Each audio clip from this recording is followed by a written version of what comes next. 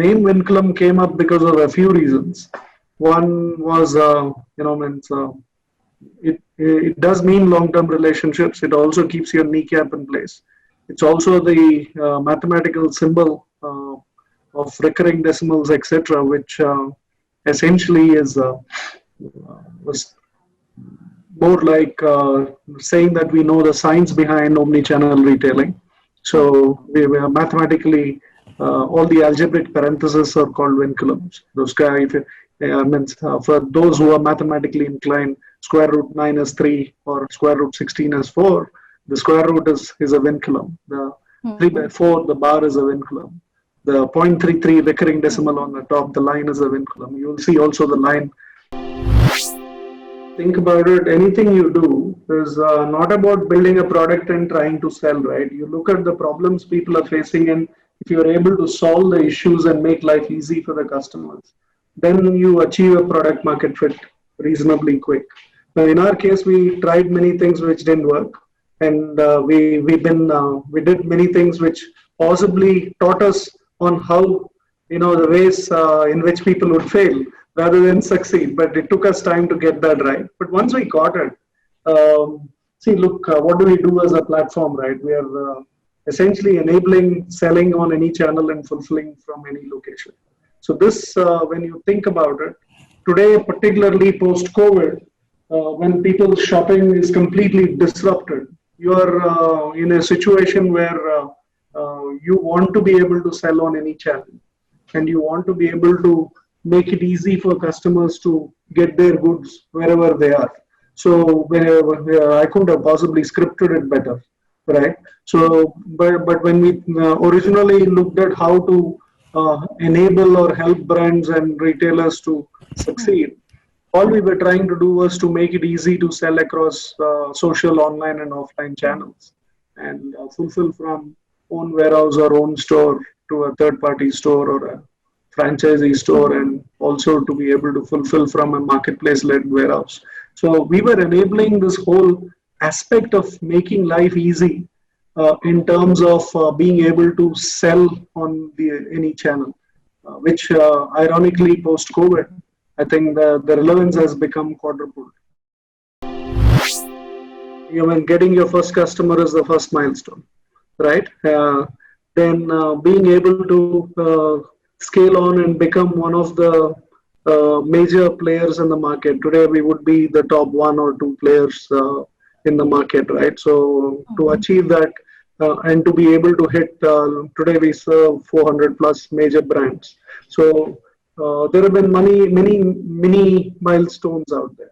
So one is the first customer, like I said, then hitting customers who scale big with us. So somebody like a Nike, who were very small when they initially started working with us. Today they're possibly they've done possibly 1,000x with us. So that kind of a scale when a customer gets, that's very satisfying, and I would call that a major milestone. Health and Glow, based out of Bangalore, and they were part of the Dairy Farm Group. Dairy Farm Group knew us very well.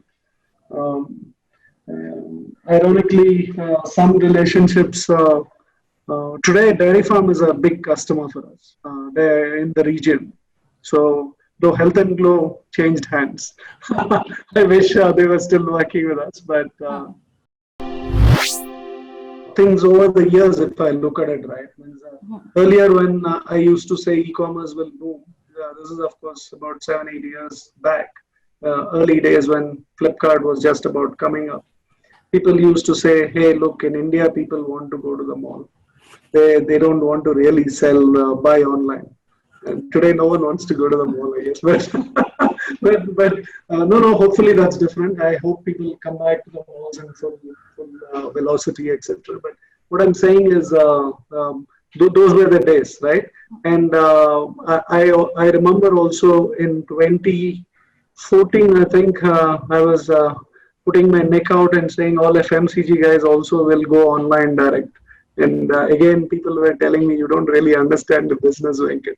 You have too much of a tech mindset. I said, look, guys, I think I have a consumer mindset. So I think people would like to buy home. So when you, what that really says is you have to be a complete omni-channel retailer or omni-channel brand. So whatever it takes.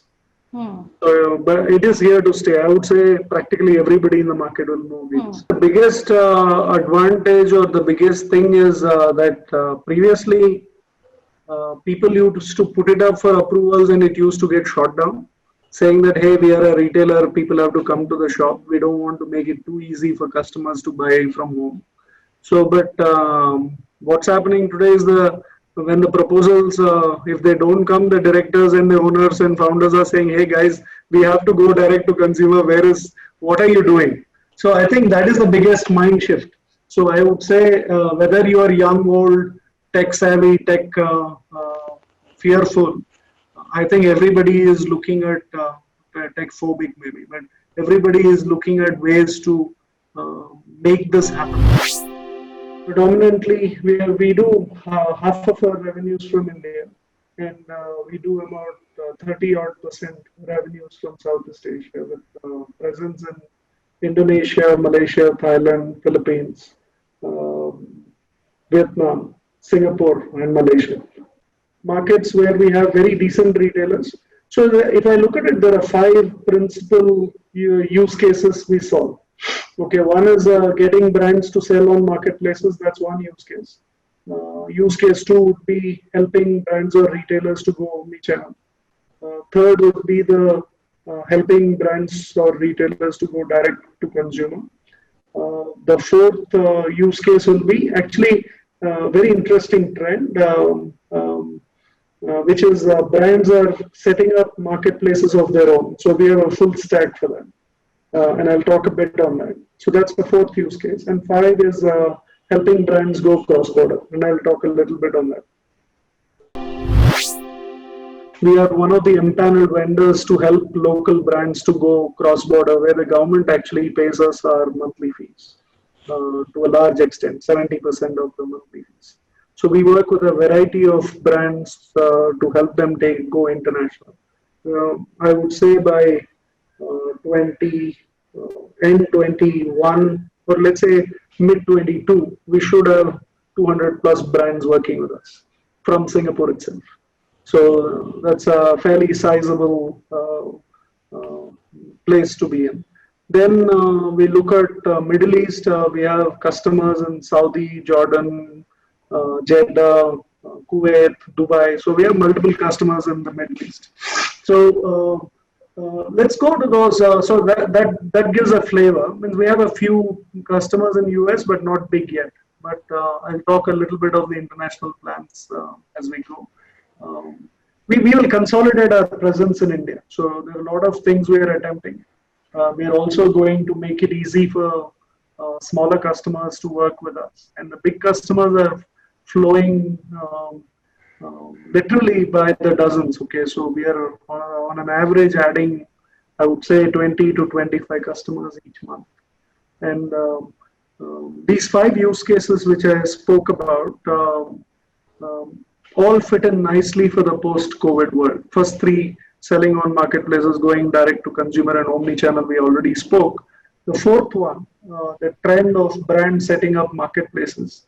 So essentially what you need is a stack which has a panel to onboard brands, like, Amazon or Flipkart typically has a seller panel, right? And then you need a ability to manage orders and fulfillment. So which essentially is your OMS and WMS, and you want an automated listing tool to be able to allow brands to list easily. So that's another tool we have. And we also have a powerful PIM, which is a centralized data store, if I may say, where data flows from various places, and you're able to onboard catalogs, cleanse it, enrich it, and easily push it to the seller panel. So we have a full stack for it. And so there are a few marketplaces / brands who are using us, like Nykaa, right? Nykaa is a digital first marketplace, but without naming them, there are a lot of brands who are setting up marketplaces. So we are well positioned to enable many of them to run niche category specific marketplaces. There are some very interesting names. I can't disclose all of them. Some of them are in advanced stage of the sales situation, but suffice to say that we have, when the numbers are possibly in the not as single digit numbers. So it's more double digit numbers in terms of large brands setting up marketplaces. So the fifth one, which is the cross-border model, where the very interesting thing is we have distributors who are customers in different parts of the world. These are typically alpha sellers. So what we have done is when they use us, they find us because we have a platform which lets them sell on marketplaces and fulfill from their warehouses or from marketplace-led fulfillment or 3PLs, right? So they buy our software, but we realized that there are very powerful distributors in every part of the geographies where we operate, including US, UK, Southeast Asia, Middle East, and India, across categories. So when on one side we have brands who are joining us and becoming customers, we have these distributors who potentially could take them international. So what we did was to create an ecosystem of IOR partners, custom clearance agents, digital marketers around these distributors. And we are helping brands both from Singapore, the ESG program, and also from India and other places to go international. And this is a fascinating opportunity for brands to go international. And we are offering regional dropship models, consignment kind of models, and wholesale models in conjunction with the distributors. See, we are a platform, but we are using our customer network to create a kind of an Uberized network of distributors, if I may say, right? And leaning on which brands can take their products international. I would safely say that means we will add, means it's not about volumes, but we think we will, over the next 3 to 4 years, we should see $1 billion worth of cross-border transactions go through the network I'm talking. So it's literally that size and scale. So this could be as big as our platform itself, right? In terms of the software customers that we are signing up, a similar number of customers could be on the cross-border network. So we are metamorphosing into somebody completely enabling brands to go global, both from a tech perspective and from by disrupting the distribution perspective. So very excited about it. Very interesting opportunity for customers to work with us. And that's what I see as the opportunity space for us. And we also just about concluded a funding round from US, and that's also with an expectation that sometime next year we will launch US. So most likely in the third quarter. We will double down and consolidate where we are right now. But through M&A, possibly we would be launching US next year.